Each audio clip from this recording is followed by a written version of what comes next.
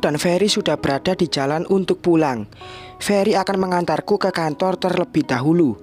Fer, aku jadi takut. Jangan-jangan apa yang dikatakan mereka berdua benar. Papa dan Mama tidak bagi harta orang tua Papa dulu. Benak ini terus mengiang-ngiang soal tuduhan Tante Windy.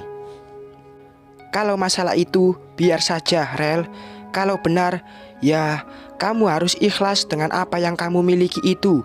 Akan jatuh ke tangan om dan tante kamu separuhnya. Karena yang namanya warisan itu kan gak boleh dimakan sendiri. Ada hak saudara, Ferry berkomentar. Tapi Tante Windy bilang kalau dia juga sudah dapat bagian kan. Aku pikir dia hanya ingin lagi sebuah tahta dan harta saat mereka sudah bangkrut seperti ini saja. Ujarku agak sedikit kesal. Iya sih, ini kasus dulu, Rel. Aku gak terlalu tahu. Dan kita juga gak tahu apa dan segimana peninggalan opa dan oma kamu.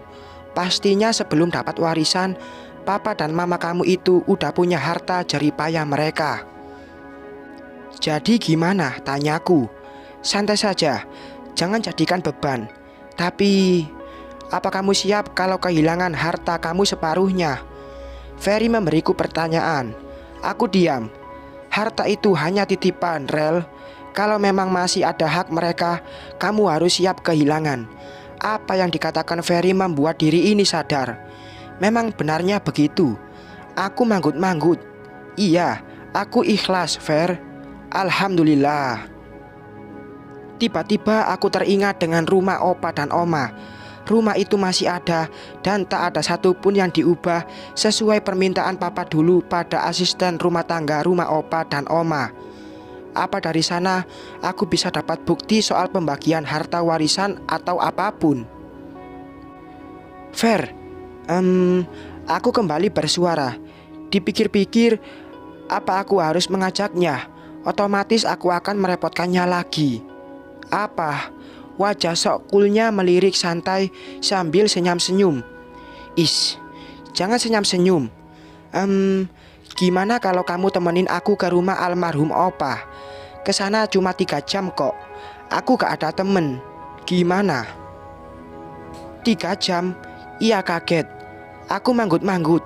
Sekalian jalan-jalan, Fer. Di sana sejuk sekali.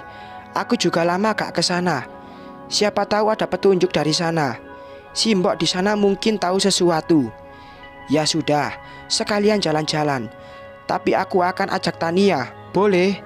Biar gak cuma berdua. Ferry mengusulkan. Aku manggut-manggut lagi. Boleh, boleh. Tadi juga aku berpikir gitu kok.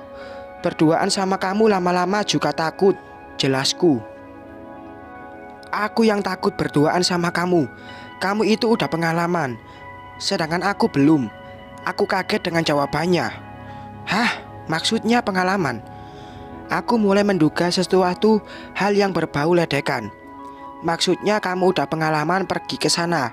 Sedangkan aku belum. Jawabnya seperti berdalih. Aku menanggapi dengan sinis. Kamu mikir aneh-aneh ya, katanya. Aneh? Iya, manggut-manggut. Enggak, udah deh, Fer. Jalan ke hotel. Aku harus tanda tangan sesuatu dulu.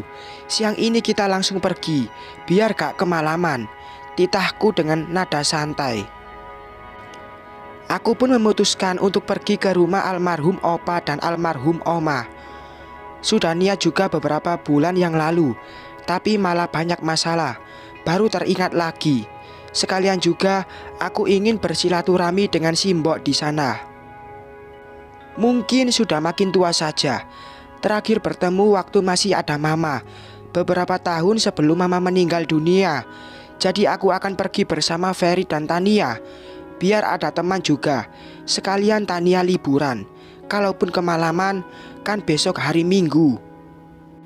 Tante, Juna, saya sama Ferry mau izin bawa Tania untuk ikut sama kami. Rencananya Aurel sama Ferry akan pergi ke rumah almarhum opa dan almarhum oma. Apa boleh Tania ikut bersama kami? Tanyaku sedikit tak enak hati. Arjuna dan Tante Sandra heran. Memang ada apa? Kok kayak tiba-tiba? Tanya Tante Sandra. Putri pun ada di sekitar kami. Gini mah, rencananya Aurel mau tengok kampung halaman opa dan omanya. Sekalian kita juga akan cari tahu soal Tante Windy yang adiknya Papa Aurel itu. Ada sesuatu hal yang sedang kami selidiki mah, Ferry menjelaskan. Soal Tante Windy, Arjuna lumayan terpancing untuk bicara kalau bahas soal mereka. Aku dan Ferry manggut-manggut. Ada apa memangnya? Tanya Arjuna. Makanya kita mau cari tahu. Ada hal yang mungkin tidak diceritakan oleh almarhum orang tua Aurel. Soal Tante Windy. Nah, rencananya aku dan Aurel mau ke sana. Ajak Tania supaya kita ada temen. Gimana, Mah, Jun? Apa Tania boleh ikut dengan kami? Tanya Ferry. Tania mau ikut ya, Mah, Kak Juna. Please. Sekolah kan juga besok libur. Tania merengek ingin ikut dengan kami. Gimana, Jun? Tante Sandra bertanya pada Arjuna. Ya sudah, silahkan. Maaf gue gak bisa bantu. Semoga kalian dapat sesuatu hal dari sana soal kedua orang jahat itu. Akhirnya Arjuna mengizinkan Tania untuk ikut bersama kami.